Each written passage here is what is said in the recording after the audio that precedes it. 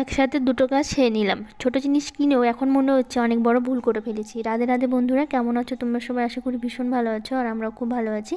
তো সকাল থেকে ব্লগটা শুরু করছি। সকালের শুরুটা আমার এই রান্না দিয়েই শুরু হয়। রোজ দিন আমার রান্নাঘর দিয়েই কেটে যায় আর কি। সকালবেলা বাসি কাজগুলো সেরে চলে এসেছি সকালে রান্না বান্না নিয়ে। তো সকালে করছি এখন হচ্ছে কাঁঠাল। তো সেই জন্য কাঁঠালটা সেদ্ধ করে নিয়ে আলু দিয়ে আর কাঁঠালটা একটু ভেজে নিচ্ছি। তারপরে হচ্ছে মশলা দিয়ে কষাবো। কাঁঠালে তো কী কী মশলা লাগে, মাংসের মতো করেই করতে হয়। আর সকালের শুরুটা আমার একদম রান্নাঘর থেকেই শুরু হয়।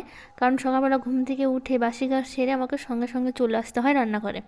আমাকে রান্না না করলে হবেই না, কারণ দুজন বেরোবে, বাবানও বেরোবে, বাবানের পাপাও বেরোবে। বাবান যাবে স্কুলে, বাবানের পাপা যাবে অফিসে।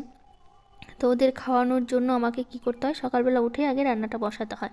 তারপর আমি সবসময় বাকি কাজগুলো সেরে নিই। অনেক সময় সকালবেলা উঠে বাসি কাজ সেরে একটু কাপড় কাচার থাকলে কেচে নেই, যদি একটু বেশি সকালে উঠি আর কি। আর যদি মনে হয় যে না একটু দেরি হয়ে গেছে, রান্না করতে দেরি হয়ে যাবে, তাহলে কি করি, আগে রান্নাটা সেরে নিই। তারপরে হচ্ছে বাসি কাজগুলো প্রথমে তো সেরে নিই, ঝাড় দিয়ে নিই। তাহলে পরে কাপড় টাপড়গুলো কেচে নিই। তারপর ঘর ঝাড় দেওয়া, মোছা, পরিষ্কার করা, দুপুরে যে ঝাড় দিই আমি, ওটা পরে আবার করে নিই। কারণ সকালে একবার ঝাড় দিই আর দুপুরে তো একবার ঝাড় দিতেই হয়। তো দেখো, তোমাদের সাথে গল্প করতে করতে এদিকে আমার কাঁঠালের তরকারিটা একদম রেডি হয়ে গেছে।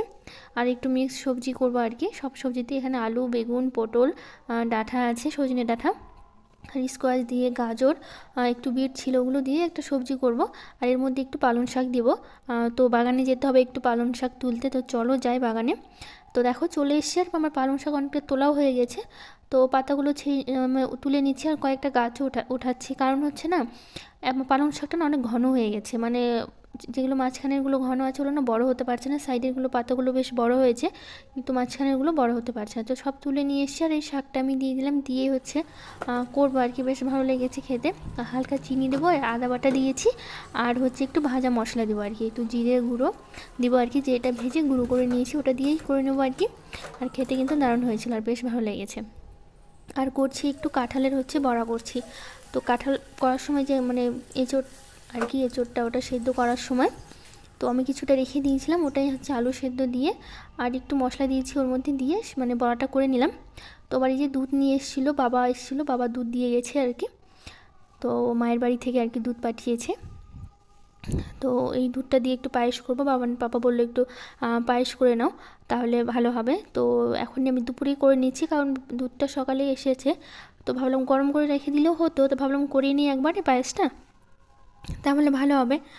পরে আর করতে হবে না। গরমের দিন, এখন গরম তো পড়েই গেছে, আর দুধটা ভাবে রেখে দিলে ফেটে যেতে পারে, তো কেটে যেতে পারে। সেই জন্য হচ্ছে ভাবলাম তাহলে পায়েসটা করেই নিই একবারে। দুধটা গরম করে ভেবেছিলাম রেখে দেবো, তো করে নিলাম। পায়েসটা হয়ে গেছে, আর একটু হচ্ছে পায়েসের পাতা হয়, ওগুলো একটু দিয়েছি। তো এখন এই ঝাড়টা দিয়ে নিচ্ছি, ঝাড় দিয়ে মুছে স্নান করে পুজো টুজো করে নেবো। এরপরে আর সেরকম কাজ নেই আমার দুপুরবেলা। তারপরে বাবানকে আবার আনতে যেতে হবে। কাজ বলতে ওই দুপুরে তাড়াতাড়ি কাজ সারতে হয় আমার এই জন্যই, কারণ বাবানকে আবার টাইমের মধ্যে তো গিয়ে নিয়ে আসতে হবে স্কুল থেকে। আমি রোজ দিন যাই বাবানকে আনতে, তো সেই জন্য আমাকে তাড়াতাড়ি কাজ সেরে নিতে হয় সব কাজ। কারণ বাবানকে নিয়ে আসার পর না স্নান টান করে বাবানকে আনতে যায়, তারপর আর ইচ্ছে করে না যে আমি কাজগুলো করি। তো এখন আবার বিকেল থেকে করছি, একটু সন্ধ্যা সন্ধ্যা হয়েই এসছে প্রায়। তো কয়েকটা লুচি ভাজছি, কারণ হচ্ছে ওই পায়েস করলাম, তো ভাবলাম কয়েকটা লুচি করি, তাহলে খাওয়াও হয়ে যাবে। তো একটু বেরোনো আছে, তো কী কী নেবো সাথে থাকো, দেখতে পাবে। তো এইদিকে আমার লুচি ভাজা হয়ে গেছে। তো আমরা বেরোবো হচ্ছে, আজকে বেরিয়ে একসাথে দুটো কাজ হয়ে গেল। কারণটা কি তোমাদের বলছি। তো আমরা বেরিয়েছি, ওখানে একটা মন্দির আছে, জগন্নাথ মন্দির গাজলে। তো ওখানে পুজো হচ্ছিলো 2-4 দিন ধরে। তো ওখানে হচ্ছে প্রসাদও খাওয়া হলো, অন্নভোগ খাওয়া হলো। আর হচ্ছে এই যে দোকানে এসেছি, প্রথমে দোকানে এসে তারপর অন্নভোগ খাওয়া হয়েছে। তো দোকানে এসে হাঁড়ি কড়াইটা নিব নতুন, একটু বড় দেখে। তো আমার তো ছোটো ছোটো হাঁড়ি কড়াই আছে।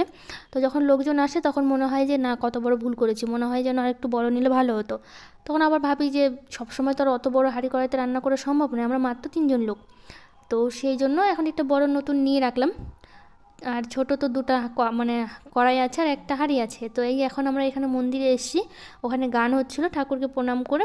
তো আমরা এখন এই যে অন্নভোগ খাওয়ার জন্য বসেছি সবাই মিলে। তো পাশে জামাইবাবু আছে, দিদিও এসছে। তো খাওয়া দাওয়া শেষ করে বাড়ি চলে এসেছি। তারপরে এই যে দেখো হাঁড়িটা আর কড়াইটা নিয়ে এসেছি। তো কেমন হচ্ছে, কেমন হয়েছে জানিও।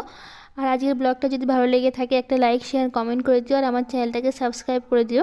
তো আজকের মতো টাটা, দেখা হবে পরের ব্লগে। Bye bye.